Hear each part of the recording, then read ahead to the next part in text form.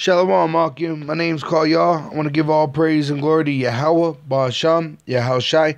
Double honors to our elders who rule Great Millstone well. And shalom to all you Akim pushing this truth with sincerity throughout the whole earth. May you brothers endure unto the end. Shalom. This is 2 Peter chapter 3, verse 3. Knowing this first, that there shall come in the last day scoffers, walking after their own lusts. I'm going to keep going to 4.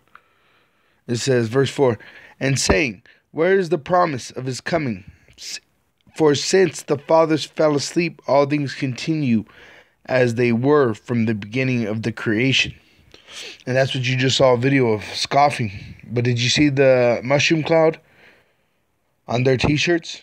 Because that's what's coming. They're mocking their own destruction. Their destruction's coming, and they're mocking it. Well, how much more worse is it going to be for these scoffers? This is 2 Peter chapter 3, verse 7. But the heavens and the earth, which are now, by the same word, are kept in store, reserved unto fire against the day of judgment and perdition of ungodly men. And there's only going to be a small elect that are considered godly. Only a small elect that are considered godly. And a total of 144,000 men, 12,000 from each tribe, and 1/3 unto them. And you got to remember, some of the elect are already in spirit world, so then it's even a smaller number than that. But this earth is reserved unto fire against, I'll just read it from the top, Shalakia. 2 Peter chapter 3, verse 7, but the heavens and the earth, which are now, by the same word, which is the scriptures, are kept in store, reserved unto fire against the day of judgment, which is when Yahushai comes. Because those nukes are going to go off before Yahushai. That's going to be that grand finale, the opening to his entrance. And perdition of ungodly men. This is 2 Peter chapter 3, verse 10. Shalakia. 2 Peter chapter 3, verse 10. But the day of But the day of the king will come as a thief in the night, in the which the heavens shall pass away with a great noise, and the elements shall melt with a fervent heat. The earth also and the works that are therein shall be burnt up. And that's what it's going to come like a thief in the night.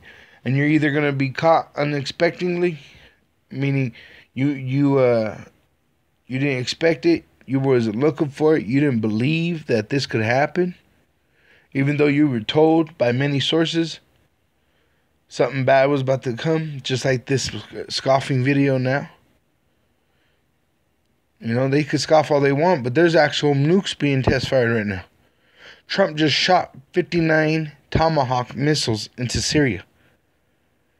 There's nothing funny about that. People are being killed in mass amounts. Every day there's shootings and stabbings. Every day there's natural disasters.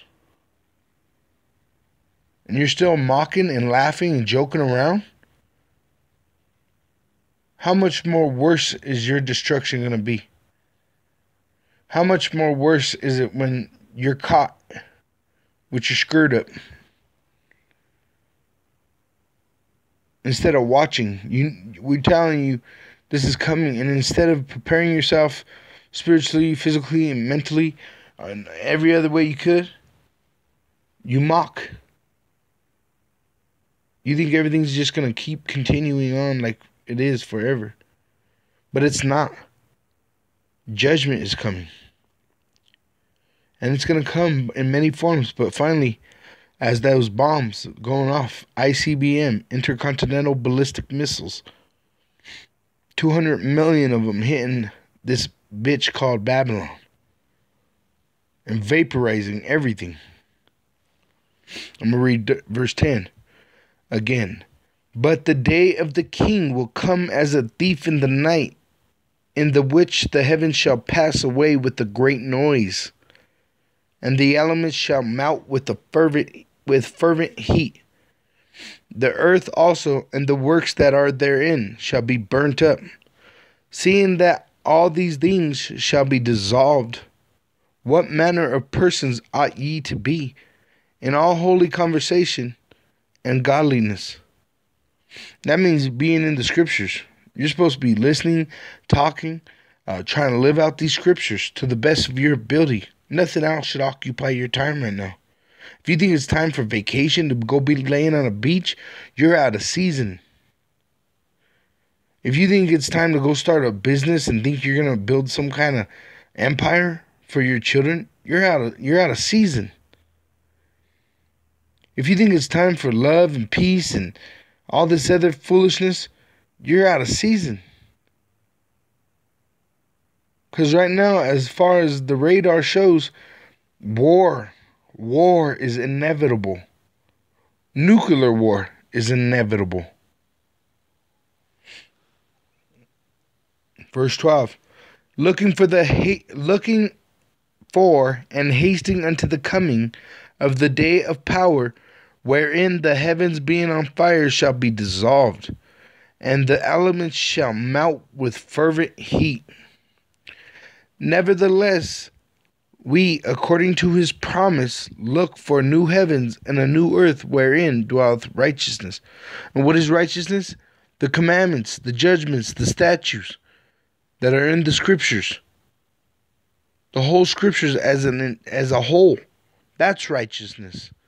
To listen to speak about, to walk with, to try to live out in your life to the best of your ability out of faith to Yahweh Bashem Yahashai.